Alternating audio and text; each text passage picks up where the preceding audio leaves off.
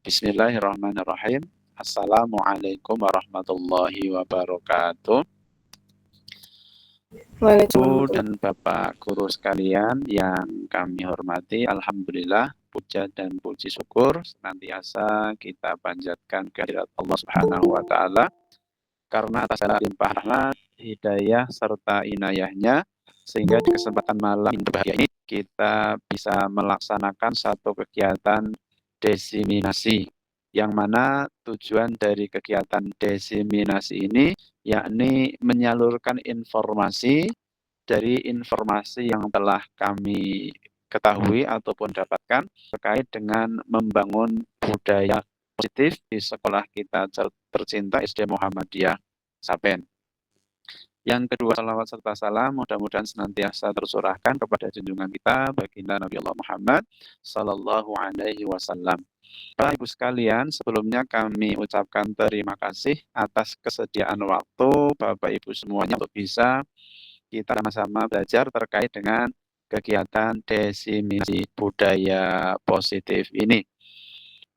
Namun sebelumnya Bapak Ibu, kami akan izin untuk share screen terkait dengan materi yang nanti akan kami sampaikan.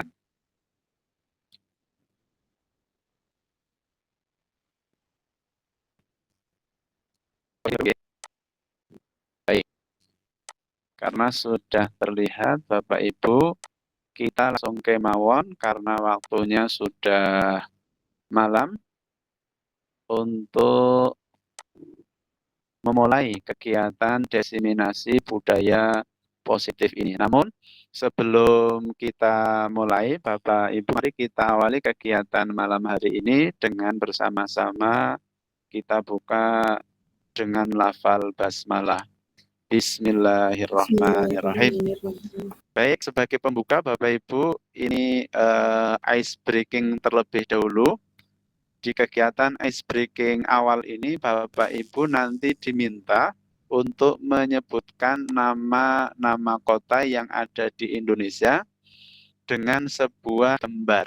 Kira-kira nanti Bapak Ibu disuruh menebak, ada 5 gambar Bapak Ibu nggih.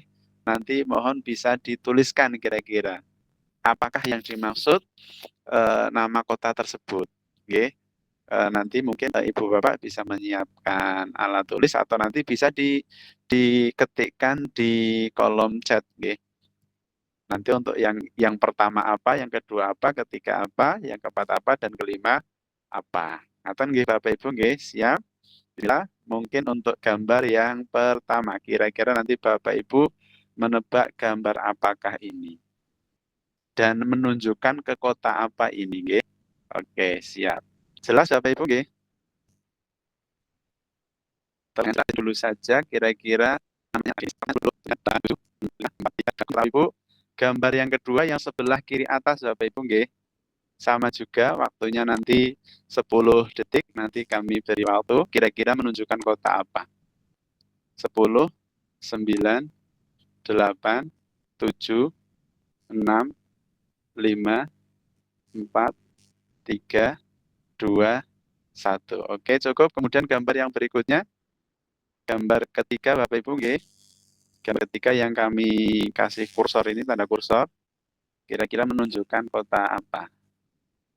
10, 9, 8, 7, 6, 5, 4, 3, 2, 1. Oke, berikutnya yang gambar keempat, ini yang atas pojok sebelah kanan. Oke, kira-kira menunjukkan kota apa? 10, 9, 8, 7, 6, 5, 4, 3, 2, 1. Oke, yang terakhir kira-kira Bapak Ibu sekalian, nggih. Ini gambar yang terakhir menunjukkan kota apa? 10, 9, 8, 7, 6, 5, 4, 3, 2, 1. Oke, cukup Bapak Ibu semuanya. Kira-kira nanti yang saya tanya kira-kira bisa menyebutkan untuk nama kota. Untuk kota yang pertama, kira-kira Bu Ambar bisa menyebutkan, Bu Ambar? Adakah Bu Ambar? Oke, tidak terhubung Bu Ambar. Yang kedua tadi Bu Lili. Bu Lili bisa nggak menyebutkan Bu Lili? Kota Sabang, Pak. Kota Sabang, iya betul ya. Yang kedua, yang pertama adalah Kota Sabang. Pinter ini Bu Lili. Sudah pernah main Bu Lili? Belum, Pak. Oh belum, tapi Kang ya. Oke. Yang gambar kedua ini kira-kira. Yang ketiga, Bu Nisa. Kota apa Bu Nisa yang dimaksud? Cirebon. Cirebon, luar biasa Bu Nisa. Oke, yang berikutnya Bu Eli. Gambar yang ketiga Bu Eli, kira-kira gambar apakah ini? Sukabumi. Yang ini, yang bawah kiri. Oh iya ya. Lombok. Apa kira? Lombok. Oke, ada yang lain kira-kira? Ada yang lain? Bengkulu. Ada yang tahu? Bengkulu, betul. Yang ketiga ini Bengkulu, Obeng dan Bulu ya, Bengkulu. Oke, berikutnya mungkin Bu Ani. Gambar keempat Bu Ani. Bisakah Bu Ani terpantau? Sukabumi, Pak. Sukabumi, alhamdulillah. Terakhir Pak Hasan, kira-kira Pak Hasan. Gambar nomor 5 apa Pak Hasan? Bisakah Pak Hasan? Atau Bapak Ibu yang lain? Bu Nisa, bisa Bu Nisa? Salatiga. Salatiga, luar biasa ini Bu Nisa. Terima kasih Bapak Ibu ya yang sudah luar biasa bisa menjawab semua perlu untuk nama-nama kota yang ada di di sini. Untuk yang terakhir untuk sesi ice breakingnya Bapak Ibu saya sharing, saya tampilkan dulu untuk yang berikutnya ini. Ya, ini boybandnya SD Muhammadiyah Sapen yang ada di kanan Bapak Ibu. Ya, lihat Bapak Ibu? Belum. Oke, kita lihat. Suara terdengar tidak Bapak Ibu? Bu Belum, Pak. Nisa terdengar nggak? Nggak terdengar suaranya? Enggak. Tidak, Pak. Oke, saya bisa kedap.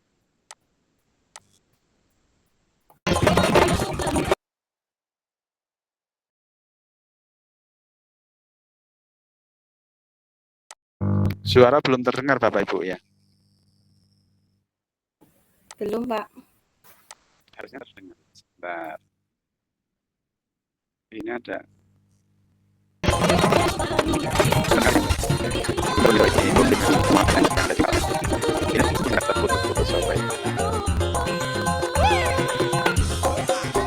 Oke, karena sayang sekali ini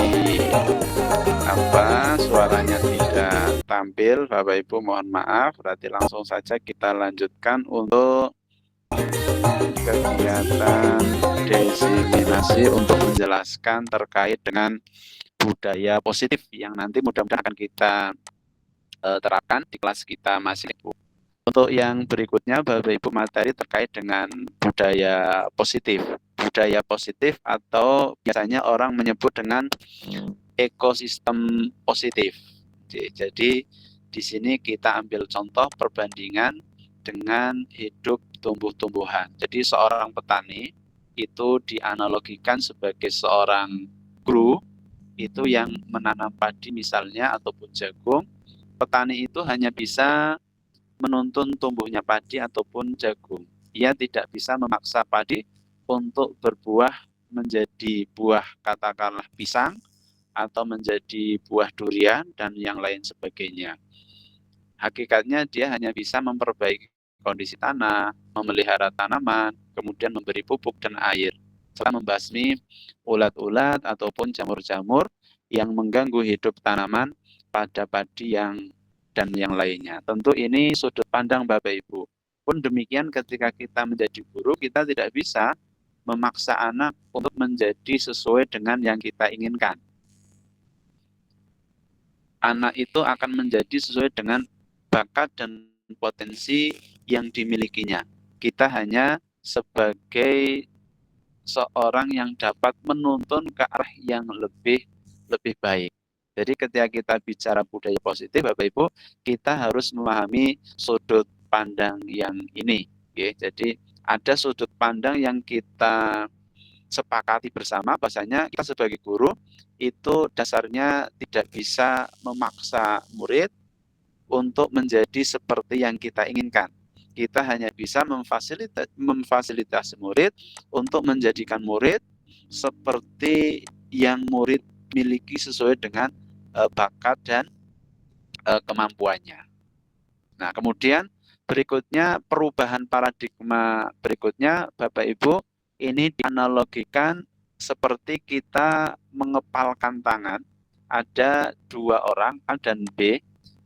Kemudian kita disuruh untuk menyobek secari kertas kecil, kemudian tuliskan benda atau sesuatu yang sangat berharga, kemudian letakkan di salah satu tangan Anda dan genggam benda tersebut dengan kekuatan yang kita miliki, yang membentuk sebuah kepala. Kemudian teman yang lain ataupun teman B itu mencoba dengan sekuat tenaga, dengan berbagai cara meminta untuk memberikan benda tersebut. Kira-kira jika kita menjadi A, Bapak Ibu, apakah kemudian kita rela akan membukakan kepalan tangan kita?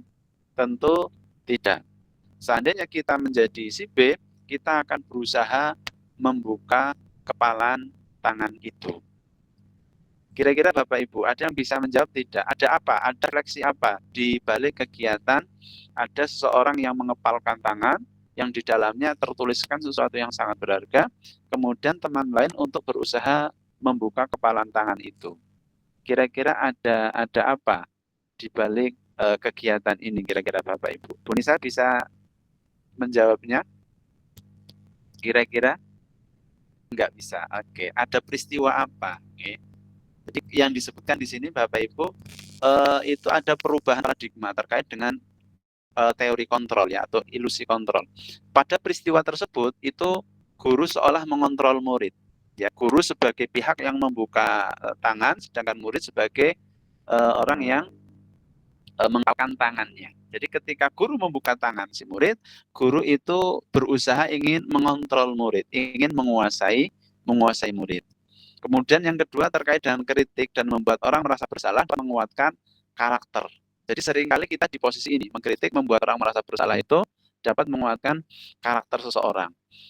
Kemudian berikutnya semua penguatan positif, efektif, itu bermanfaat. Orang dewasa memiliki hak untuk memaksa. Ini paradigma yang ke depan perlu kita rubah Bapak Ibu, karena kita ini Bapak Ibu. Nah, ini perubahan paradigma atau stimulus respon itu dengan teori kontrol itu bisa Bapak Ibu baca seperti slide yang kami tampilkan. Kalau kita ditanya, bisakah kita mengontrol seseorang? Maka jika itu stimulus respon, maka akan seperti ini Bapak Ibu. Kita mencoba mengubah orang agar berpandangan sama dengan kita. Itu kalau stimulus dan respon. Tapi kalau teori kontrol, kita berusaha memahami orang lain tentang dunia.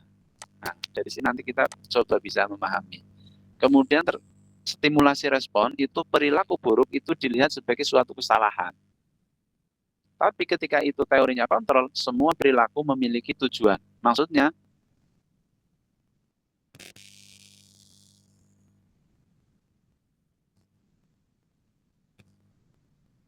mohon maaf Bapak Ibu, ada gempa Bapak Ibu. Astagfirullah.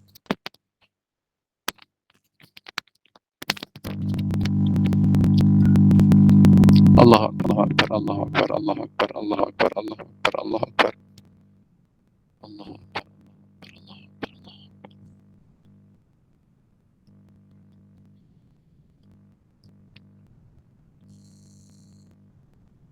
Allahu Akbar, Allahu Akbar, Allahu Akbar, Allahu Akbar.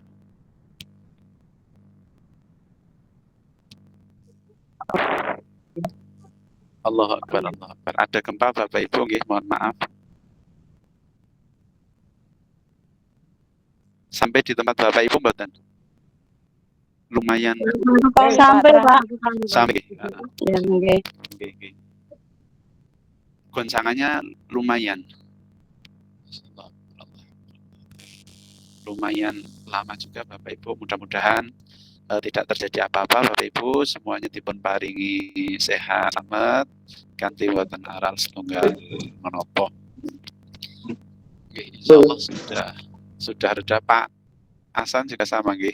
Kelihatannya rata ini Bapak Ibu Bantul semuanya gempa. Nggih, astagfirullah. Jadi Bapak Ibu sekedar balik nggih kita selesaikan terkait dengan tadi semua kesalahan itu ada tujuannya atau ada latar belakangnya. Nanti kita akan memahami terkait dengan 5 kebutuhan dasar. Berikutnya saja Bapak Ibu, tidak usah lama-lama. Kemudian yang berikutnya apa yang dimaksud dengan makna disiplin? Ya, disiplin itu artinya belajar. Walaupun dalam budaya kita disiplin itu diartikan sebagai untuk mendapatkan kepatuhan. Jadi orang disiplin itu adalah orang yang patuh, yang kecenderungan umumnya itu menghubungkan disiplin dengan ketidaknyamanan, bukan dengan apa yang kita hargai atau pencapaian suatu tujuan mulia. Mula wonten masyarakat itu terkait dengan disiplin itu ada pernyataan lelucon yang menyampaikan bahwa aturan itu dibuat untuk dilanggar. Nah, ini tentu ini ketika kita memahami disiplin itu sebagai sesuatu yang membelenggu kita. Jadi nanti apa toh aslinya disiplin itu seperti apa, nanti coba kita akan melalui teori-teori. Nah, Bapak Ibu, ini ada beberapa teori motivasi perilaku manusia. Jadi perilaku manusia itu didasari oleh beberapa motivasi. Ada motivasi yang datangnya dari luar atau eksternal dan motivasi yang datang dari dalam atau internal. Untuk motivasi yang datangnya dari luar atau eksternal, kita bisa mencoba membaca yang di poin pertama. Untuk menghindari ketidaknyamanan atau hukuman. Apa yang akan terjadi apabila saya tidak melakukannya? Berarti orang tersebut mencoba untuk menghindari motivasi-motivasi atau sesuatu yang datang dari luar. Sebab orang melakukan ini adalah supaya tidak mendapatkan hukuman. Kemudian motivasi eksternal yang kedua untuk mendapatkan imbalan dari orang lain. Apa yang saya dapatkan apabila saya melakukannya? Nah, ini juga sama. Seringkali Bapak Ibu, anak-anak kita itu motivasinya masih di taraf motivasi eksternal ini. Jangankan anak-anak, kalau orang seringkali melakukan sesuatu ataupun meninggalkan sesuatu itu motivasinya masih pada motivasi eksternal. Apa yang kita dapatkan? Jika kita tidak melakukannya, apa hukumannya? Seringkali itu. Berbeda dengan motivasi eksternal Bapak Ibu. Kalau motivasi eksternal itu seperti ini. Kita menghargai diri sendiri, menjadi insan sesuai yang kita harapkan. Ya, saya akan menjadi orang yang seperti apa bila saya melakukannya. Jadi semuanya kembali ke dalam diri kita. Nah, yang dimaksud dengan merdeka, menurut Ki Hajar Dewantara, Bapak Ibu semuanya, merdeka itu tidak hanya terlepas dari perintah, tapi kata beliau merdeka itu juga pintar untuk membuat perintah pada diri sendiri. Artinya, orang melakukan kebaikan atas dorongan diri sendiri itu merdeka. Oke, tapi orang melakukan kebaikan kemudian karena terus diperintah, nah, ini berarti sejatinya ia belum merdeka. Maka sejatinya orang merdeka adalah orang yang sadar diri untuk melakukan kebaikan. Nah, kita sebagai guru, Bapak Ibu, itu harapannya awalnya kita memaksa anak, memerintah anak untuk melakukan kebaikan. Sampai akhirnya mudah-mudahan anak sadar bahwa kebaikan itu sudah menjadi suatu kebutuhan bagi dirinya, sehingga walaupun sudah tidak diperintah lagi, anak-anak akan otomatis melakukan suatu kebaikan yang itu diperuntukkan untuk dirinya sendiri. Kalau menurut Ki Hajar Dewantara itu seperti itu Bapak Ibu. Nah, untuk yang berikutnya, lingkup budaya positif itu ada lingkungan positif, ada keyakinan kelas, dan ada peraturan kelas. Bapak pilih kalau ingin di awal pelajaran baru Bapak Ibu sudah membuat terkait dengan peraturan kelas. Oke, terkait dengan kesepakatan kelas itu lingkupnya di bawah sini Bapak Ibu. Oke. Di bawah sini. Jadi di atasnya ada budaya positif, lingkungan, ada keyakinan kelas. Nah, seringkali Bapak Ibu kita membuat peraturan kelas, kesepakatan kelas, tapi kita lupa yang di sini Bapak Ibu ini terkait dengan keyakinan. Mulai di kesempatan kali ini sekilas akan saya paparkan Bapak Ibu. Nah, tentang keyakinan kelas, hukuman dan penghargaan. Mengapa keyakinan kelas bukan peraturan kelas Bapak Ibu? Kalau peraturan Bapak Ibu, ini seperti ini. Mengapa ada peraturan harus menggunakan helm bila mengendarai kendaraan roda 2? Ini aturan, gunakanlah helm. Itu peraturan. Tapi kalau keyakinan Bapak Ibu itu terkait dengan keselamatan. Nah, jadi keyakinan itu terkait keselamatan. Untuk apa pakai helm? Supaya selamat. Kemudian berikutnya, mengapa ada peraturan membuang sampah pada tempatnya? Karena apa? Untuk kebersihan. Jadi keyakinan kelasnya itu ada pada kebersihannya. Kemudian berikutnya, mengapa harus datang tepat waktu pada saat mengikuti pelatihan? Keyakinan kelasnya itu adalah disiplin. Ya, jadi yang kami bilang ini Bapak Ibu itu bagian dari aturan-aturan. Nah, ketika aturan-aturan ini dibuat, posisi murid-murid kita tidak memahami keyakinan kelas ini, biasanya seringkali Bapak Ibu, anak-anak dia melanggar aturan yang sudah dibuat. Maka untuk memahamkan mereka Bapak Ibu, mereka perlu kita ajak untuk ya ini namanya kebajikan universal, untuk memahami keyakinan kelas yang kita sepakati bersama. Baru ini turunannya itu melalui aturan. Nah, kalau aturan itu Bapak Ibu terkait dengan motivasi itu sendiri, aturan itu seringkali itu untuk mendorong orang buat kebaikan atau meninggalkan suatu, dan itu dorongan dari luar, eksternal. Padahal yang dimau adalah ketika anak-anak melakukan suatu atau meninggalkan suatu, dorongannya harus di dalam ataupun internal atau intrinsik. Ini tidak usah Bapak Ibu, berikutnya terkait dengan ini. Ya, ini contoh, ini peraturan. Selalu kembalikan buku ke tempatnya. Keyakinannya apa? Terkait dengan tanggung jawab. Nah, ini nilai kebajikan Bapak Ibu. Yang mungkin di kelas-kelas kita belum. Ya, kita hanya bikin peraturan nih Bapak Ibu, tapi nilai keyakinan kebajikannya belum kita lakukan. Ini sebenarnya yang paling penting. Ya. Kemudian yang kedua, dilarang mengganggu orang lain. Kalau dilarang mengganggu orang lain itu nanti anak-anak ketika tidak mengganggu itu faktornya masih faktor ekstrinsik dari luar. Tapi ketika dia menghormati orang lain dan diri sendiri, itu nanti motivasinya dari dalam. Jadi motivasi untuk melakukan sesuatu itu dari dalam. Termasuk ini, hadir di sekolah 15 menit sebelum pelajaran, itu menghormati orang lain, komitmen pada tujuan, dilarang melakukan kekerasan. Itu apa? Nilainya kebajikan, keselamatan, menghormati orang lain. Dilarang menggunakan narkoba, kesehatan, bergantian atau menunggu giliran, untuk orang lain, sabaran, menggunakan masker, kesehatan, keselamatan, jangan berlari dari kelas atau koridor, itu keselamatan dan keamanan. Ini bagian dari nilai-nilai Bapak Ibu yang seharusnya sebelum kita membuat peraturan, nilai ini sudah tersampaikan. Kemudian Bapak Ibu, nah, ini mana yang masuk hukuman dan mana yang masuk konsekuensinya. Contoh tindakan guru, menyuruh murid mencatat, saya tidak akan terlambat lagi sebanyak 100 kali karena terlambat datang ke sekolah. Ini bukan konsekuensi, ini hukuman Bapak Ibu. Kenapa? Karena biasanya hukuman itu akan merugikan salah satu pihak, dan hukuman itu biasanya dibuat hanya sepihak. Ya, hukuman itu seringkali dibuat sepihak dari siapa? Dari kita selaku guru. Dan hukuman itu biasanya tidak ada tidak ada musyawarah dengan anak dulu ketika melakukan kesalahan ini, kira-kira kesepakatannya apa, itu tidak ada. Karena sepihak. Kemudian berikutnya, menyuruh murid mengelilingi lapangan basket 2 kali karena terlambat hadir di sekolah.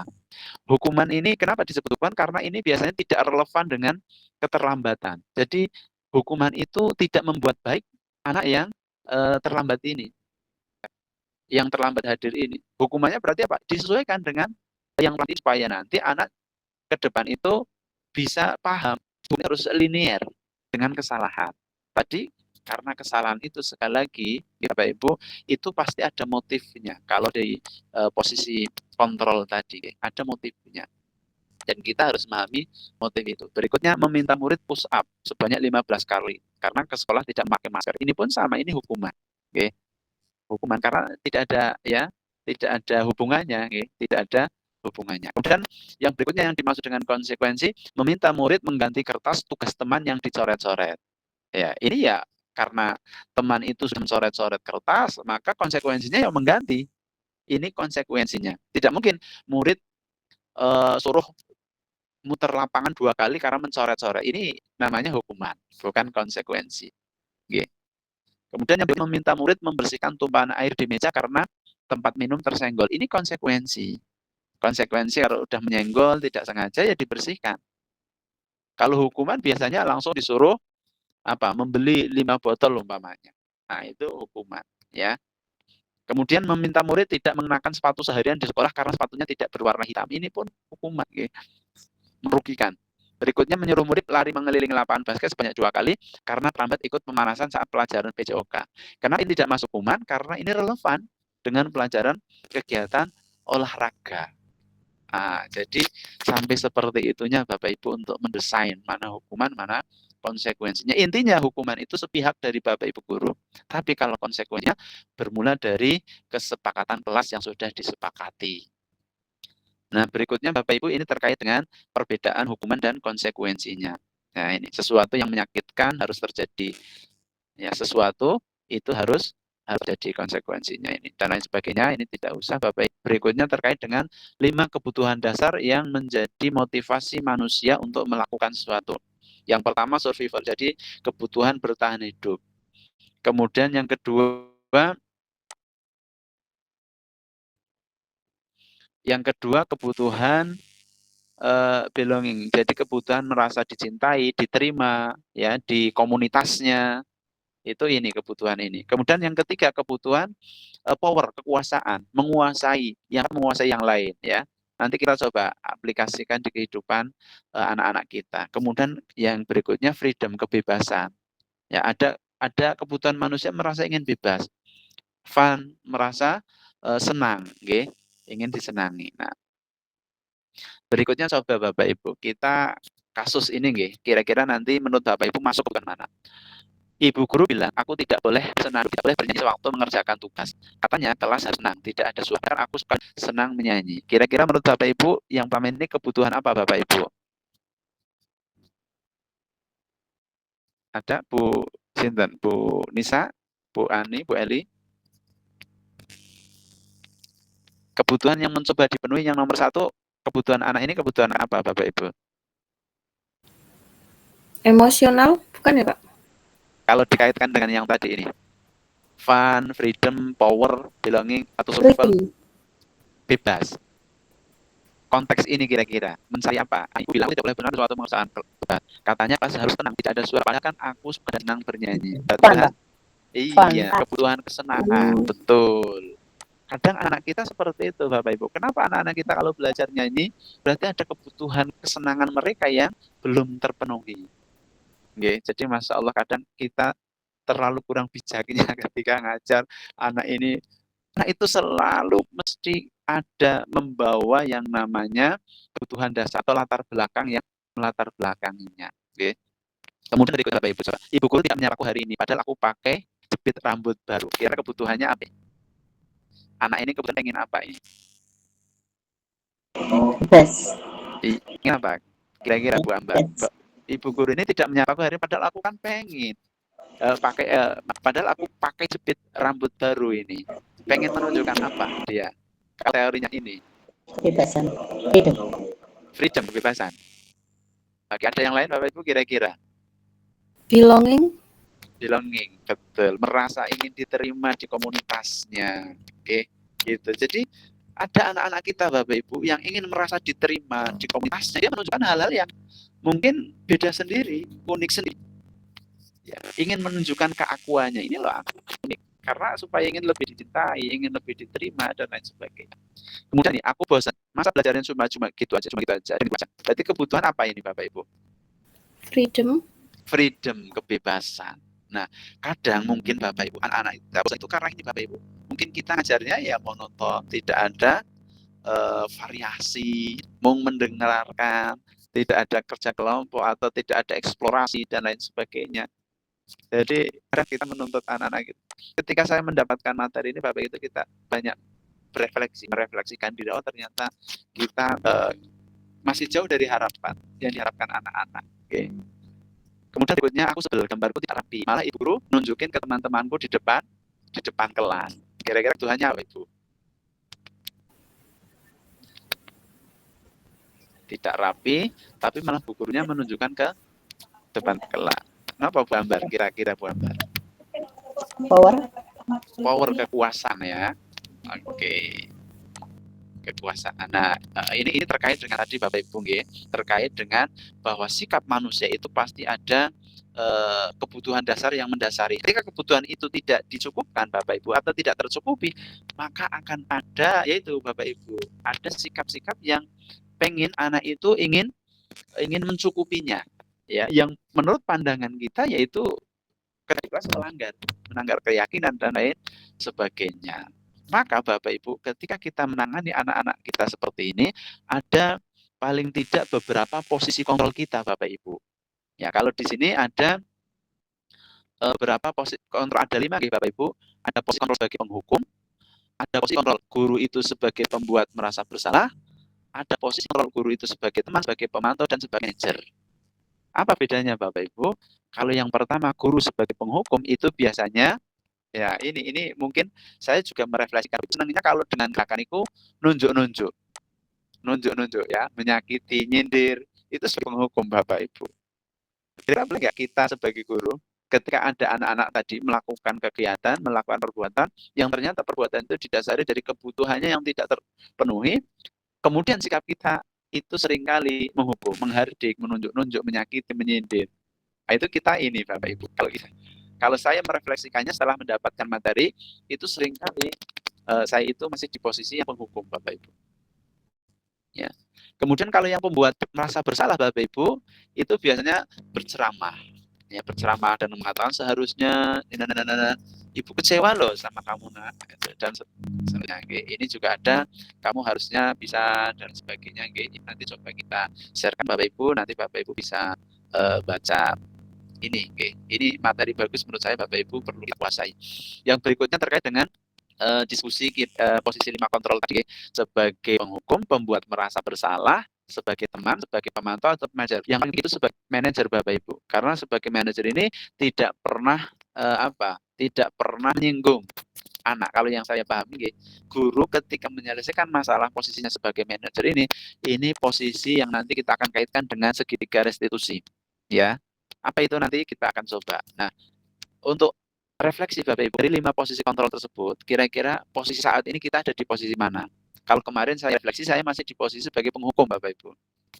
Kemudian apa perasaan Anda saat itu? Ya saat itu perasaannya memang betul-betul kita ketika melakukan, ingin menertibkan anak, ya sesuai dengan keegoan kita. Pengennya anak langsung sekali buat salah, setelah itu sudah nggak boleh buat salah lagi.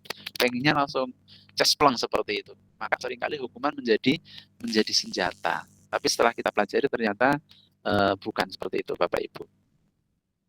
Kemudian yang berikutnya terkait dengan restitusi. Nah, ini cara Bapak Ibu, cara setelah kita mengetahui anak berbuat kesalahan. Ya, restitusi apa? Restitusi proses menciptakan kondisi bagi murid untuk memperbaiki kesalahan mereka sehingga bisa kembali ke kelompok mereka dengan karakter yang lebih kuat, karena kita tidak mengedonkan, tidak menyalahkan, ya. Kemudian langsung saja ini Bapak Ibu. Ketika ada anak-anak yang berbuat salah, langkah yang pertama kita segitiga restitusi. Apa segitiga restitusi? Yang pertama, menstabilkan identitas.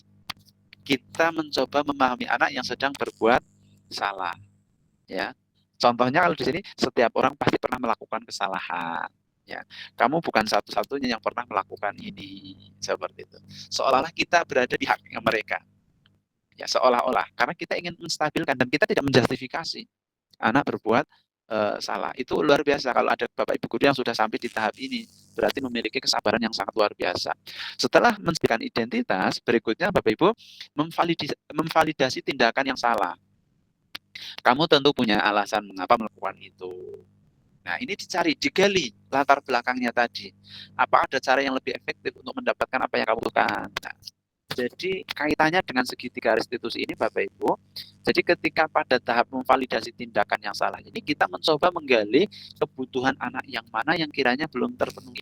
Kita gali dengan memfasilitasi tindakan yang salah. Setelahnya Bapak Ibu kemudian baru menanyakan keyakinan dari proses keyakinan kelas yang kita sepakati tadi. Nilai-nilai apa yang telah kita sepakati di dalam kelas. Ya, contoh terlambat. Kita sepakat toh, terlambat berarti apa nilai terlambat? Tidak disiplin. Nah, nanti pun kalau ada konsekuensinya itu ditawarkan kepada murid, kira-kira Mas Mbak, setelah kamu membuat kesalahan terlambat, kira-kira ke depan yang akan kamu lakukan. Itu jadi menawarkan. Nah, kesimpulannya Bapak Ibu, segitiga restitusi ini memandirikan anak untuk memecahkan masalahnya sendiri, menemukan masalahnya sendiri, kemudian untuk memperbaiki kesalahan itu.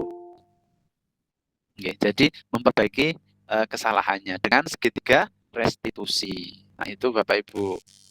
Nah, ini tentang menstabilkan identitas, okay. Nanti tentang memvalidasi kakak, nanti kami share saja Bapak Ibu, mudah-mudahan nanti bermanfaat okay, untuk kita bisa menangani anak-anak dengan segitiga restitusi.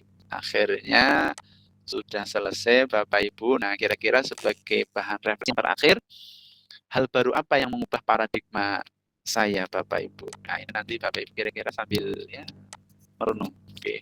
Setelah nanti bagian ini juga bisa membaca kembali kira-kira nanti apa paradigma yang berubah. Kemudian perasaan apa yang muncul mengikuti kegiatan ini, khususnya mengenai makna disiplin dan motivasi intrinsik.